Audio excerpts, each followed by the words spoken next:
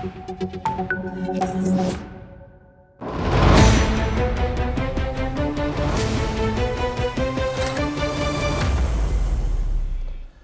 and welcome back to NewsX World. I'm Thomas Porteous and you're watching Focal Length, where we get you a briefing on topics from across the world. Global alliances are under strain as great power competition intensifies. Questions over US alliance credibility, strategic contestation in the Arctic, and the brutal realities of modern urban warfare are reshaping defence thinking worldwide. From the Gaza conflict to the rise of artificial intelligence in military operations and Australia's Strategic Balancing Act in the Indo-Pacific, the security landscape is rapidly evolving. To discuss these issues and more, we are joined by Dr. Peter Layton, Associate Fellow at the Royal United Services Institute, a former RAF officer and strategist. Dr. Layton has written extensively on grand strategy, air power and future warfare. Thank you very much for joining us. It's a pleasure to, of course, have you on the programme. Let's get straight into this. Dr. Layton, you've highlighted Australia's emerging dilemma regarding the US administration's threats towards Greenland. How do you assess the potential impact on the trustworthiness of the US as an ally for countries like Australia?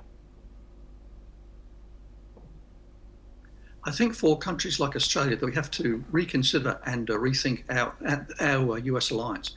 Now, in a way, this is sort of going back to the past. When Australia was subject to the American Guam Doctrine, which was, if you like, between the end of the Vietnam War in the middle 1970s until the end of the Cold War around 1990, in that period there, the understanding was that America would help Australia in a war only if it was in America's interests. In other words, America wouldn't, if you like, help Australia in Australia's interests. It had to be strongly in America's interests. And I think that is sort of where we are now. And secondly, under the Guam Doctrine, what it meant was Australia had to provide the combat forces, but America would agree to sell us the arms. So it was very much a hand alliance at arm's length, if you like. We were sort of friends, but not sort of alliance in that sort of NATO sense. And I think thirdly, after the Cold War, our alliance was seen by the Americans as a global alliance. So Australia and other nations would go help the Americans in the Middle East and Afghanistan, not just in our own region. So I think now what will happen will be these alliances will be very much regional. They will no longer be a global alliance, if you like, where sort of nations go out of their region and help the Americans, but they'll be very much targeted and fairly narrow. And regarding the US interest in Greenland, what strategic implications do you see for global security, particularly in the Arctic region, if such territorial ambitions were to escalate? So I think, to be honest, the Arctic has been somewhat oversold, and President Trump has been keen to say that he feels a psychological need to acquire Greenland, and if you like, have a definite place in history books, in the history of the United States.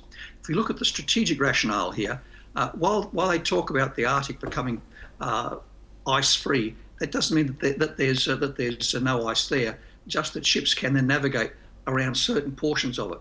And if you like, going from Asia through the Bering Straits along the northern part of Russia into Europe seems plausible for, say, Chinese and Southeast Asian shipping as a shipping route to Europe. But if you look at Greenland, on the northern part of Greenland, between Greenland and the North Pole, is the largest pack of ice, and this is not expected to be ice-free, to melt until right at the end of this century. So I think this shipping route stuff is being oversold, if you like. And the second thing is the famous Golden Dome. The Golden Dome is a very mysterious program, but we shouldn't sort of apply too much sort of technology to it. If we look at the recent war in October 2024, the Iranians fired about 200 ballistic missiles against Israel, and about a quarter, that is about 50 of them, hit. Now, if we think of Golden Dome as being some anti-ballistic missile shield that will shield the United States from approaching Russian rockets, if it achieved the same success, which is actually very good from a military point of view, you would still have, probably the Russians would fire about 600 missiles. You would have 150, say, impact the United States with warheads 100 times that of the Hiroshima nuclear attack. 150 US cities would be completely destroyed. So Golden Dome is not, if you like, a defensive shield in that sense. It's more of an industrial package to help American industry compete.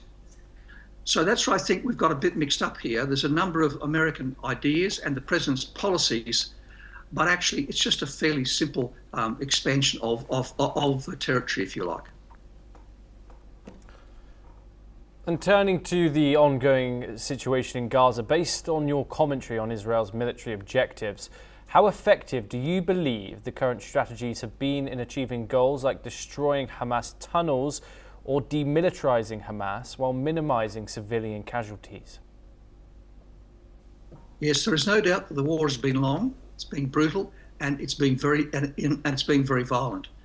I suppose the acid test of whether a strategy is effective or not is if it works. It took them 2 years from when the Israeli Defence Forces first went into Gaza to reach a ceasefire.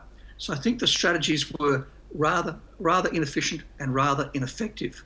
So I don't think anyone will be copying them in the future. The Israeli Defence Forces used to be known for having decisive victories, if you like, have a short war and then win. But 2 years or so, and of course it is now 2.5 years since the first attacks, they really haven't achieved very much.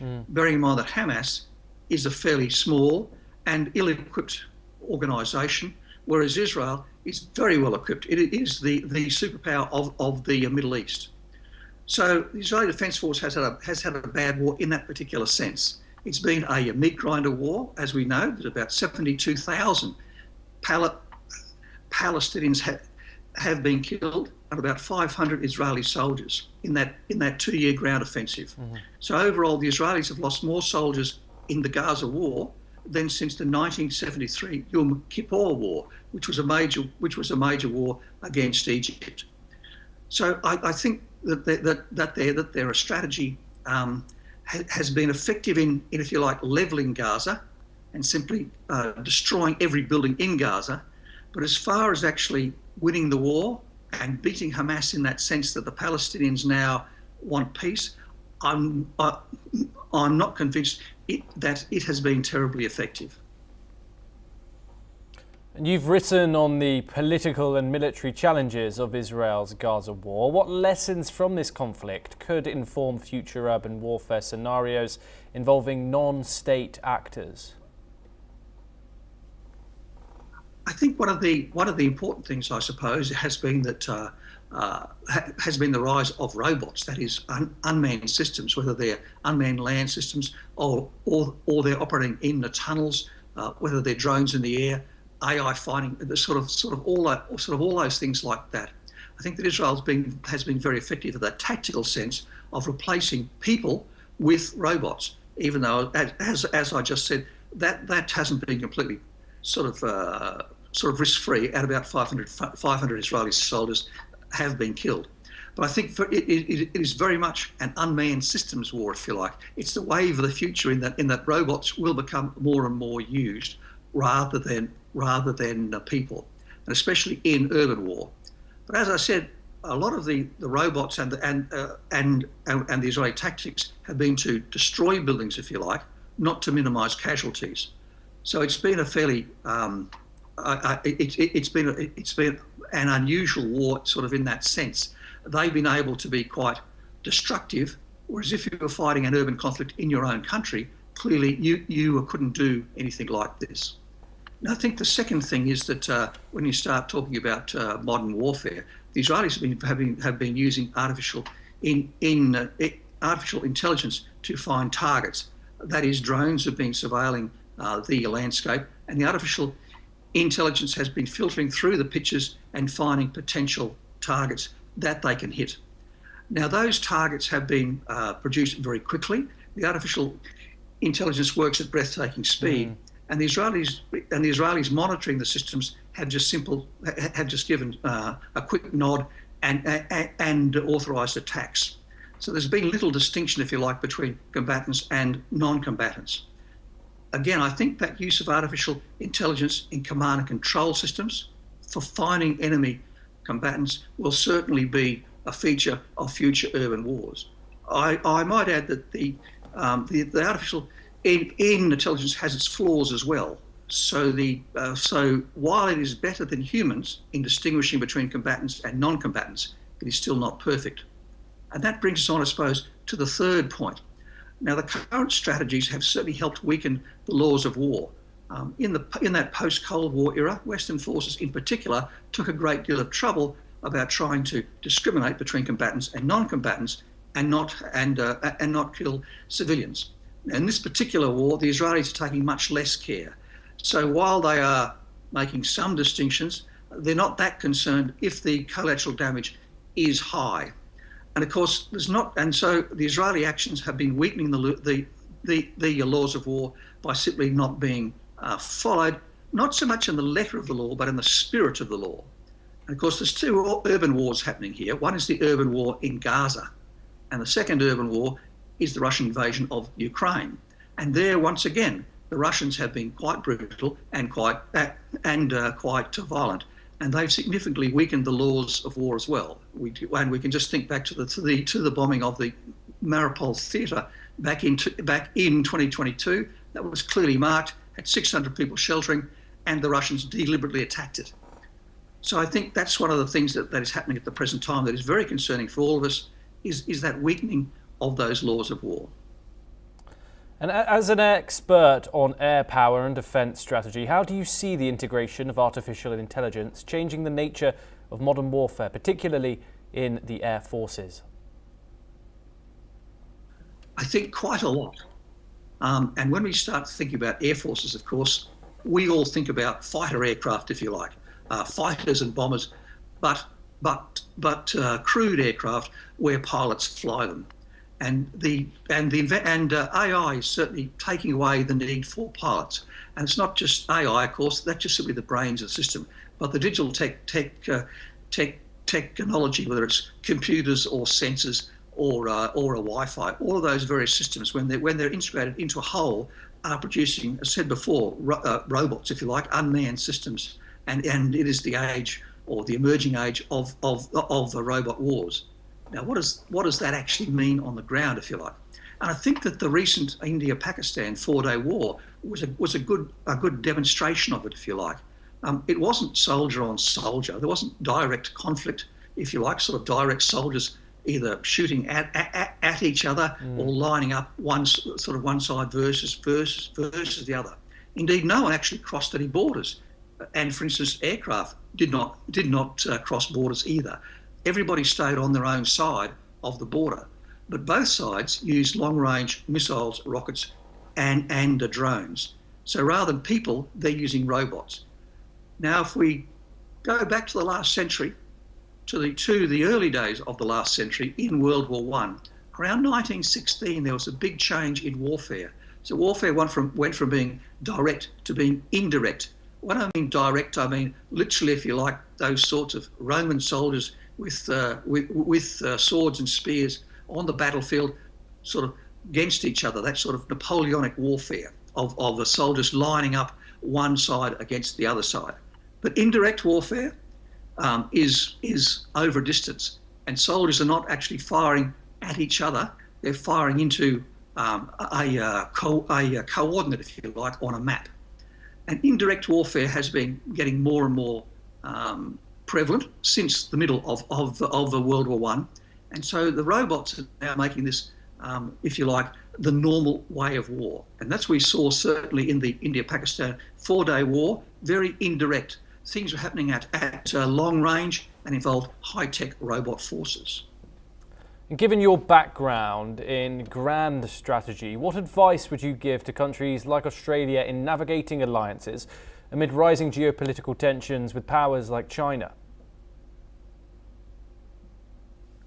It's certainly very difficult for middle powers. Great powers, for instance, China and the United States, have a number of big advantages about the only advantage middle powers have is that, geographically speaking, they can be distant to them, if you like.